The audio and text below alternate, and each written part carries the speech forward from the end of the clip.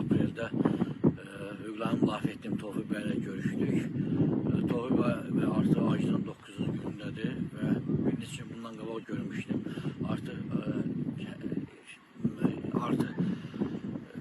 açıq şəkildə görünür ki, zəifləyib və yeriməyində əvvəlkə nisbətən halsızlıq hiss olunur. Onun qan təzyiqi 110-70-ədir, saturasiya 94'dür, ürək döyüntüləri artıb 94'dür. Özünü o qədər yaxşı hiss etmir. Bundan başqa Tofiq bildirdi ki, hər gün ona təxminən səhər və axşam, günorta axşam yeməkləri gətirib stolun üzərinə qoyulur. Təxminən 2 saat qalır, götürülür. Bu sadəcə Tofiq bəy ərizə yazıb, arz eləməklə bağlı. Buna verilən işgəncədir, psixolojik işgəncədir və bu iş bunun istər Azərbaycan konstitusiyalarında, konstitusiyasında, istər Azərbaycanın tərəfdən çıxdığı beynəlxalq konvensiyalarda daim humanizm prinsipi göstərilir. Lakin bunu qarşı edən əlbəttə ki, psixi təzyiqdir.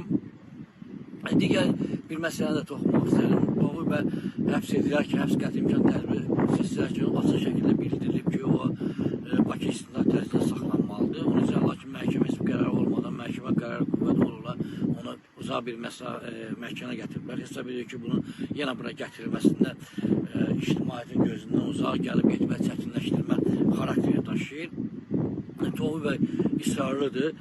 Tofiq bəylə də biz hökmü Tofiq bəy məhkəmə hökmü yalnız 2 gün bundan qabaq alıb və biz onu müzakirə etdik. Müzakirədə məlum oldu yenə yalanlar, məhkəmə deyilməyən ifadələr var. Sonra Tofiq bəy burada həkim nəzarətindədir, həkimlər nəzarət edir. Təşəkkürümüzü bildirir.